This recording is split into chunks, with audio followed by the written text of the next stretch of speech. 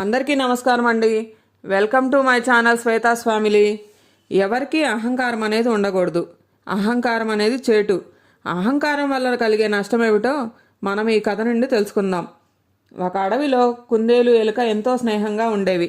కుందేలు కాస్త అహంకారి, ఎలుక కొంటె కోనంగి.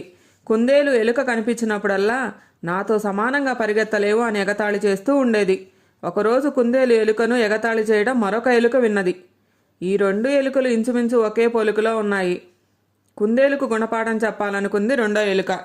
ఈ రెండు ఎలుకలు కలిసి ఒక ఉపాయం ఆలోచించాయి. మర్నాడు కుందేలు యథాప్రకారం ఎలుకను ఏడిపించసాగింది. ఏమిటి, నువ్వు వేగంగా పరిగెత్తగలనంటావా? అయితే పందెం కాస్తావా అని. పిచ్చిపుల్లాయ్, నువ్వు గెలుస్తావనుకుంటున్నావా? ఎగతాళిగా అంది కుందేలు. సరే అయితే రేపు ఉదయం ఇక్కడి నుండే పందెం మొదలు పెడదామని ఎలుక వెళ్ళిపోయింది. నాతోనే పందెం కాసింది, దీనికెంత పొగరు అని కుందేలు కూడా వెళ్ళిపోయింది. మర్నాడు ఉదయం అనుకున్నట్టే పందెం మొదలైంది.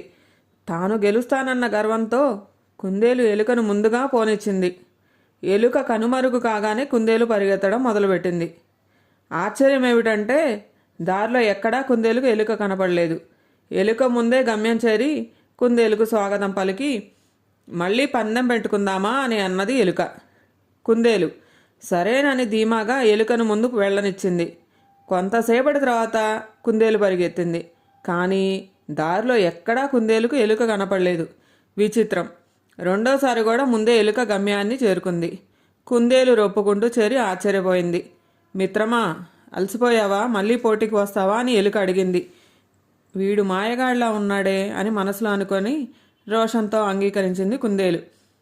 ఎన్నిసార్లు పోటీ పడినా కుందేలుకు ఓటమి తప్పలేదు. 10 సార్లు పోటీ పడింది. ప్రతిసారి ఎలుకే గెలిచింది. కుందేలు అలసిపోయి సిగ్గుతో పందెంలో ఓడిపోయినట్టు ఒప్పుకుంది. ఆ రోజు సాయంత్రం రెండు ఎలుకలు జొన్న కంకులు తింటూ కుందేలుకు కనిపించినాయి. రెండూ ఒకే పోలికల్లో ఉన్నాయి. అందులో ఒక ఎలుక గర్వం పతనానికి మూలం అన్నది.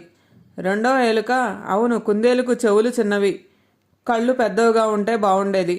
పందెం నేను మొదలు పెడితే నువ్వు ముగించావని, నువ్వు మొదలు పెడితే నేను ముగించానని తెలుసుకోగలిగేది అని ఆ రెండు ఎలుకలు అనుకుంటూ కుందేలును వెక్కిరించినాయి. ధన్యవాదాలు.